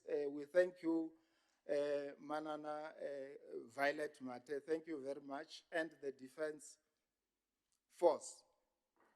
Limpopo province has given us mineral wealth under her belly to address the challenges we are faced with and to create a better future for our people. The entire country is looking at us as a growth point, and we are a beacon of hope. For the financial year 2024-25, Honorable Speaker, we are Corridor Mining Resources has identified 2 investors for partners for both Tsepong Chrome Mine and Fumani Greenstone Mine. On consumers and business registration, Madam Speaker, as the MEC responsible for LIDET, it is my responsibility to assign and designate municipalities as business registration centers in the province in terms of Section 126 of the Constitution, as well as Limpopo business registration. To date, a total of 19 out of 22 local municipalities have been designated as such. Continuous engagement is taking place for the remaining 3, which is Polokwane, Mkhalakwena, and Blowback municipalities. On liquor affairs and business regulations, I know Honorable Mawocha is he has been troubling me, Honorable Premier, on this one. In 2023 financial year, the department has established liquor structures as required by Limpopo Liquor Act 2009, as amended by Limpopo Liquor Amendment Act of 2015.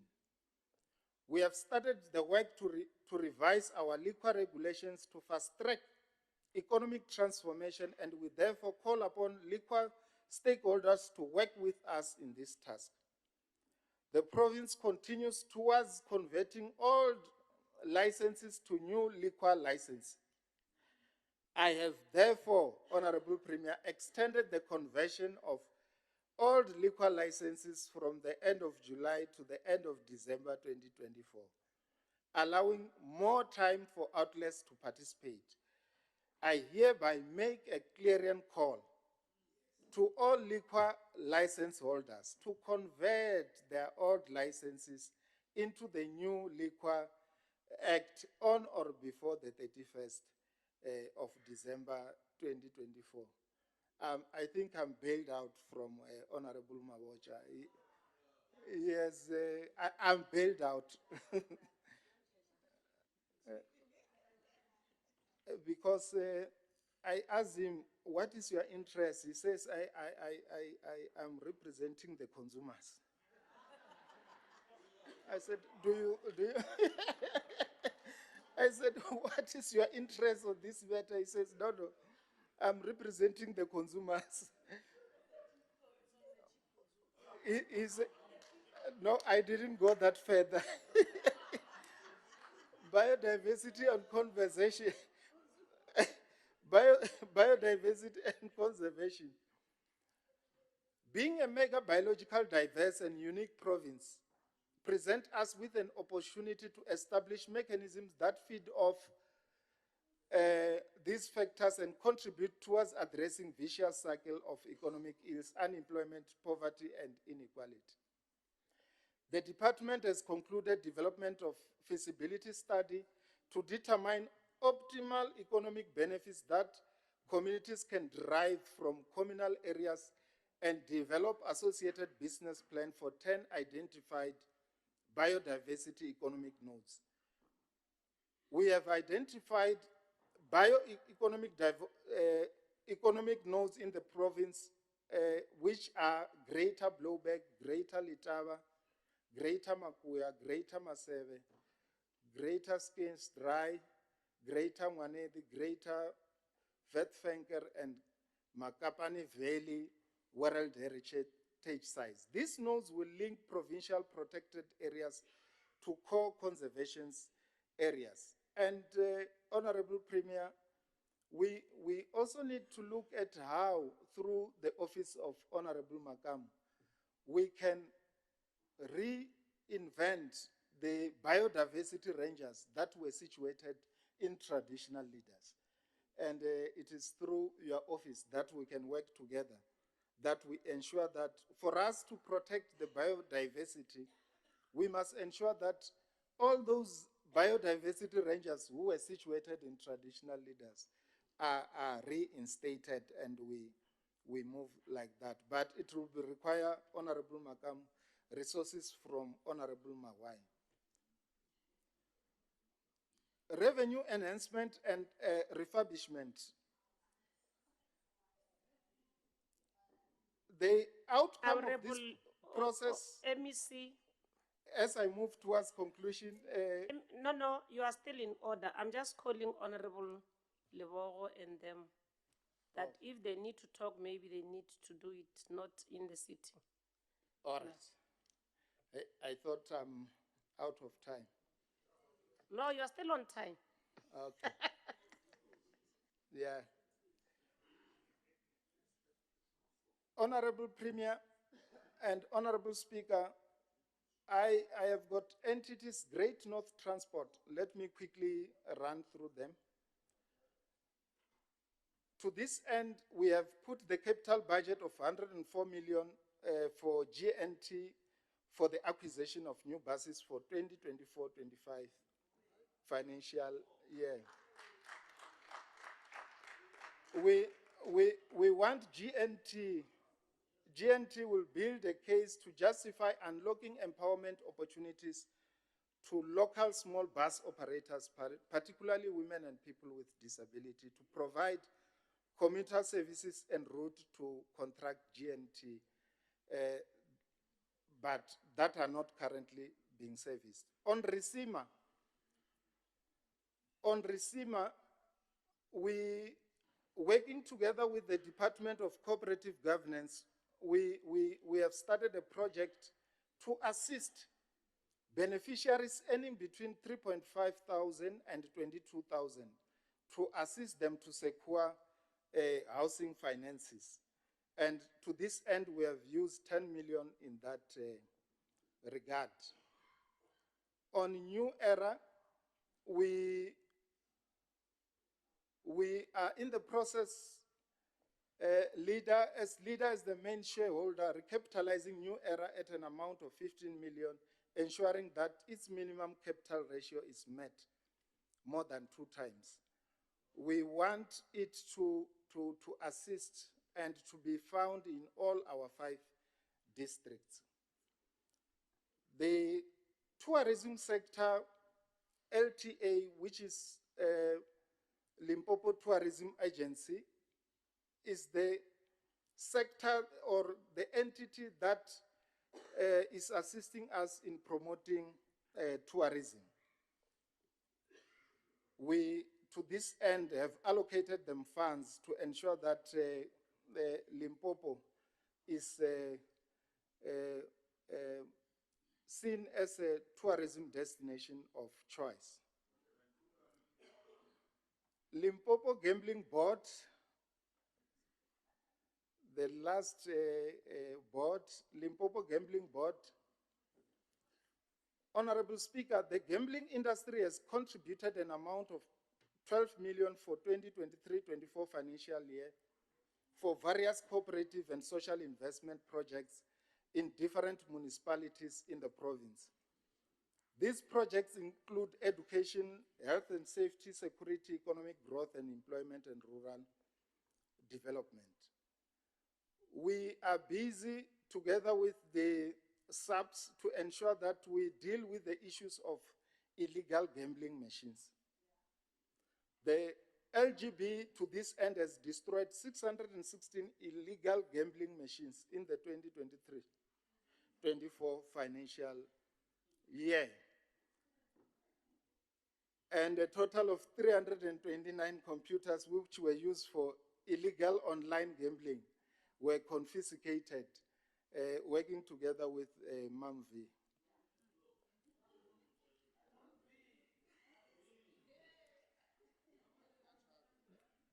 As I move towards conclusion, the budget that honorable members, that I present for 2024 financial year, LIDET is allocated a total budget of 1,866,000,000 rands. Numbers can tie your tongue. To implement all its priorities and targets. You can use your head like this when they tie. And it's allocated in these programs: administration, 379 million, integrated development services, 978 million, environmental affairs, 398 million, tourism, 109 million. This included is transfer to agency Limpopo Development Agency, 834,656 million, Limpopo Tourism Agency, 82,864, Limpopo Gambling Board, 68 million. In conclusion, when I began this address, I did so acknowledging the period of heightening positive transformation our province finds itself in. We hold our heads high with pride and hope as we traverse this journey with an esteemed captain steering our ship forward. Our change is personified in the first female premier of our province, Dr. Poppy Constance Ramatuba. Premier, you have demonstrated that this is not going to be business as usual. We are here to follow your line of march as we break the new ground under your leadership. The economic development, environment, and our vibrant tourism offerings. We pledge to do so with enthusiasm, focus, and determination to serve our people diligently. I thank you. Rolibuwa vumati bechitereke ndingo batho basho ba do wana mishumo. Rolibuwa.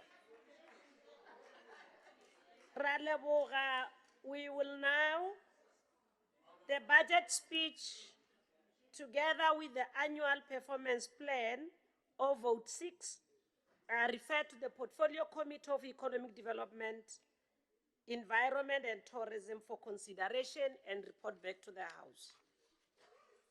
We now proceed to 1.6. Budget vote 8. We shall now call upon Honorable MEC for Transport and Community Safety, Manana Susana Violet Mate, to present the budget vote for vote 8 for the Department of Transport and Community Safety. I'm like Honorable Manana Mawai. Mate, inkarhi wa n'wina. Inkomu Manana Speaker, the Honorable Speaker of the Legislature, Mama Krupechi, the time you mentioned my name, I started thinking she's missing me because we used to sit next to one another. Honorable Deputy Speaker, Mam Rovela, Honorable Premier, Honorable Dr. Popira Matuba, honorable members, fellow colleagues in the executive, allow me to stand on the protocols that have already been observed by my predecessors on this podium. Abshe, ndi macheloni, ndi matsiari, enhlikani. Honorable Speaker, this budget presentation signifies the great strides that had been underscored and achieved by the democratic state in the past 30 years. It coincides with the momentous Women's Month festivities, a period to highlight the plight of women in this country and celebrate their accomplishment as they toiled hard towards the attainment of a free South Africa. With the leadership of the 7th Provincial Administration, the ANC has demonstrated its unwavering devotion towards creating an equal society where all citizens can enjoy equal rights. Honorable Speaker, when we say, as the slogan from our Premier, dilo di chenchiche, swilo swi hundzukile, zwitu zo shanduka, we mean it in the truest sense of the dictum.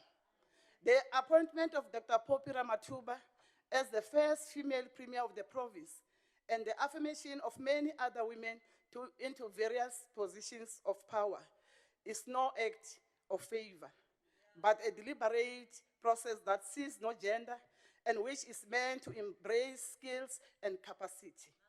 Honorable Speaker, during her official opening address on Friday, the 2nd of August 2024, the Premier of the province, Dr. Popira Matuba, directed us as the Department of Transport and Community Safety, together with our counterparts from Social Development, Health, and the South African Police Services, to formulate strategies that will heighten the safety of the vulnerable groups.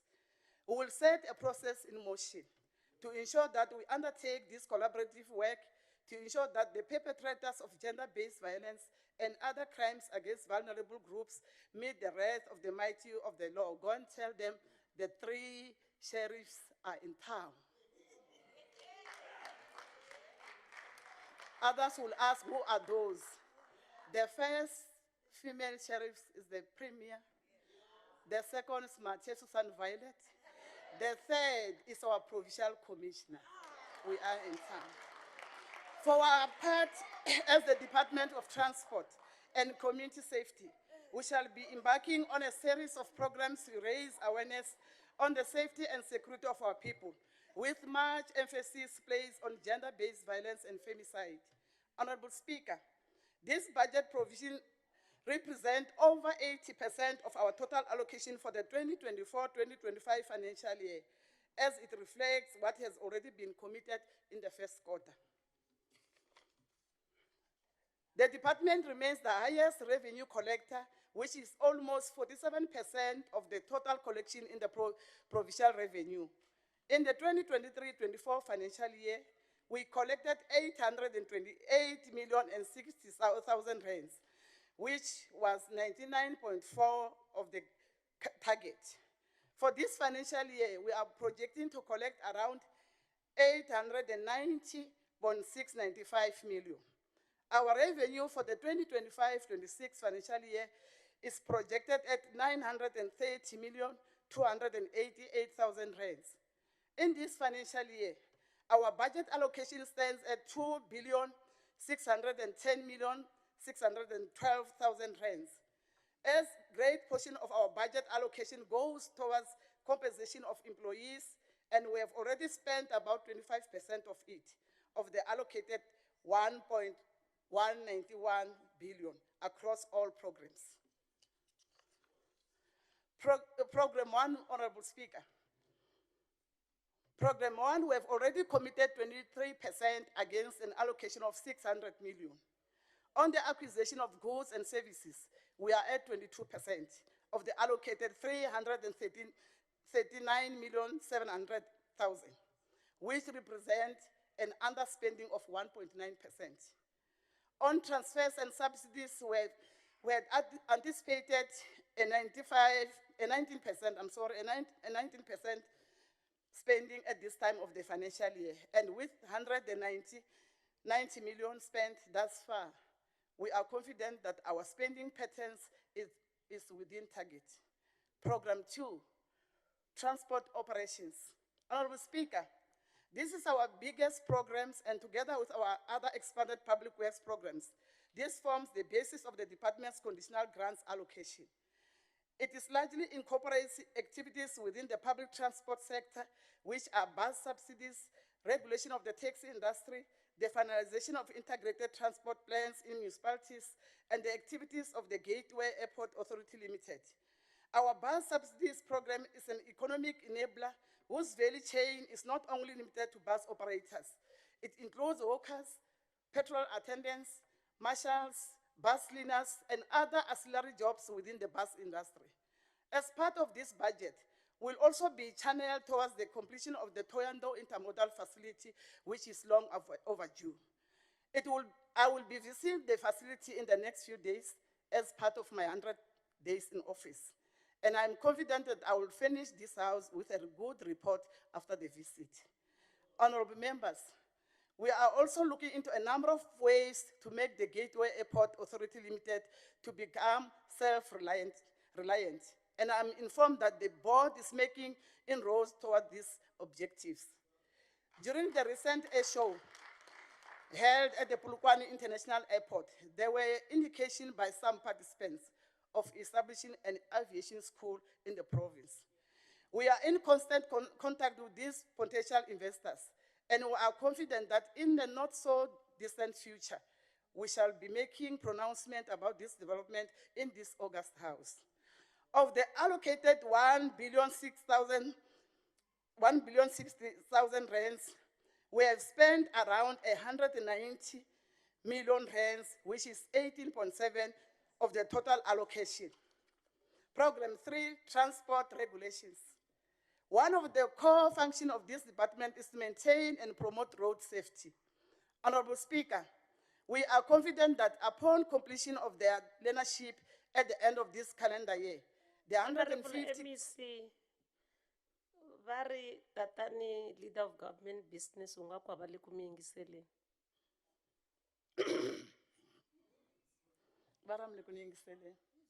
I know. Over I to know you, why she's MEC. calling you. Honorable Speaker, we are confident upon completion of their leadership at the end of this calendar year, the 150 candidates enrolled at the Limpopo Traffic College will be a positive injection into numbers of our traffic officials on our roads. This will be a quantum leap towards our goal of reducing fatalities on our roads. We are most certainly concerned with the 9.1% fatality increase that was recorded in the past financial year. We have also noted a spike in pedestrian fatalities throughout the various parts of the province, and we have made a resolve to heighten our road safety campaigns towards them. We have spent 26% of our allocated budget with 234.4 million against the allocated budget of 881.9 million. Honorable Speaker, Program 4 is Secretariat for Police Services. Honorable Speaker, Section 206 of the Constitution of the Republic mandates the department to oversee the efficiency of the police services. With an allocation of 630.6 million, this program has employed at least 1,790 candidates through its various expanded public works programs. We have the best model and the most functional system of community police forums in our province. We have CPFs in all the 104 police stations. We are involved in ongoing engagement with various municipalities throughout the province to conclude the establishment of community safety forums, which is another program that aims to swell the grounds and suffocate various forms of crime. Honorable Speaker, Josiah Stamp, an English industrialist, writer and economist, remind us that, I open quote, "It is easy to dodge our responsibilities, but we cannot dodge the consequences of dodging our responsibilities," I close quote. We shall do everything possible to ensure that public funds are spent in the most responsible and accountable manner. Our services are not only impactful, but they are executed at the right time, at the right place, at the right cost to government. Honorable members and Honorable Speaker, before I go and sit down, allow me to send my word of appreciation to all the staff members of the department under the stewardship of Mr. Machena, the HOD, for their unwavering support. I therefore table this 2024-25 budget allocation for the Department of Transport and Community Safety. I thank you, Nkomo. Akensa Raleboga Ikensile Manana Mate.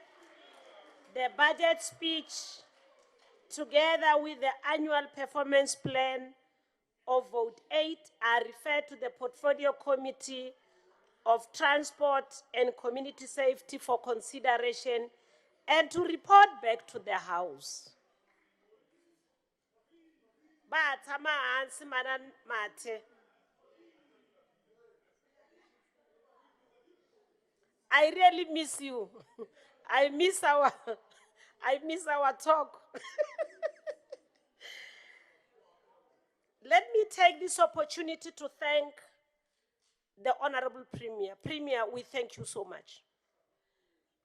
The professional way you led from the front today with all your MECs. You have set the standard, and we need to keep the standard.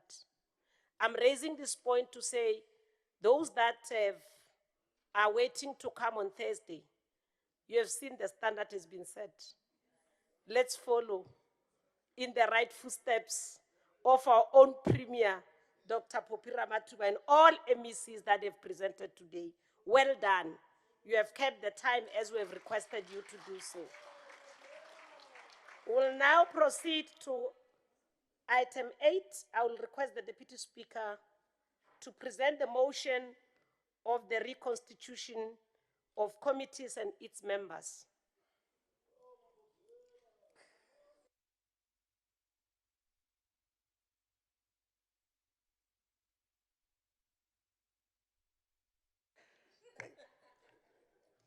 Thank you very much, Madam Speaker.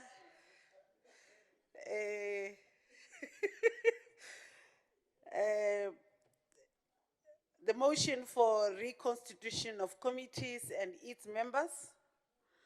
The Rules Committee met on Tuesday, the 13th August 2024 to consider the reconstitution of committees and its members in compliance with Rule 52 of the Standing Rules and Orders of the Limpopo Legislature.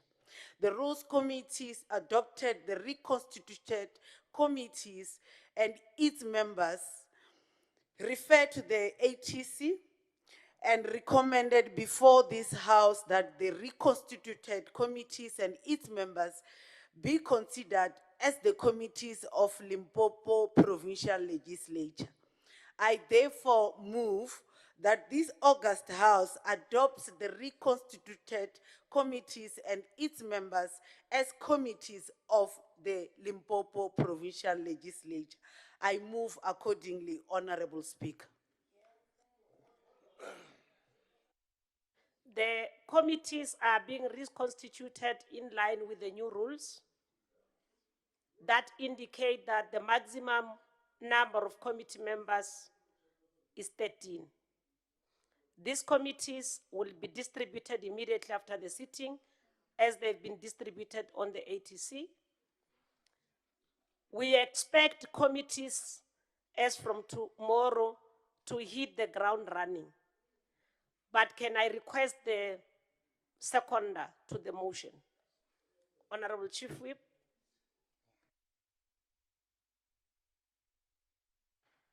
Thank you very much, Honorable Speaker. I was not raising a hand to second. I wanted to remind you that it must be seconded, but you play your cards very differently. Let me just second the move as presented by the Deputy Speaker.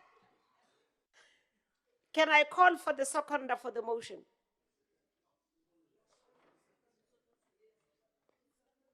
Honorable Member. Thank you very much, Honorable Speaker. I still am Bongani Nkonyano. I second the move. Thank you. The committees are formally adopted by this Augusta House. Like I've indicated, immediately after the sitting, all of you will know in which committees you participate.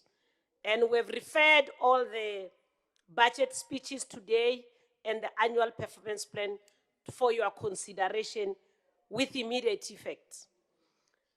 Thank you so much. We now move to item 9. Are there any announcements, DS?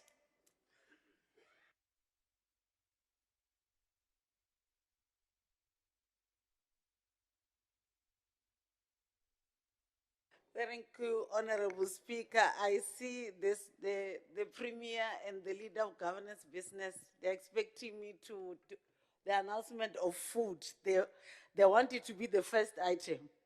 They're saying we are eating. Honorable members, immediately after the sitting, we'll join the Speaker to the family of Honorable Chidi, just to send our condolences as the House. You have all been sent the location and the address on the WhatsApp group of legislature. We will continue with the budget presentations on Thursday and tribute to the late Chidi. So we'll do the memorial service on Thursday. The luncheon is served at the committee's main bedroom. I've been.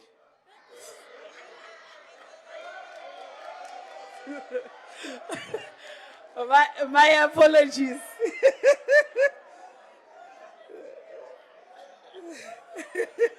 It's a slip of a tongue. Yeah, Can we allow the DS to finish announcement?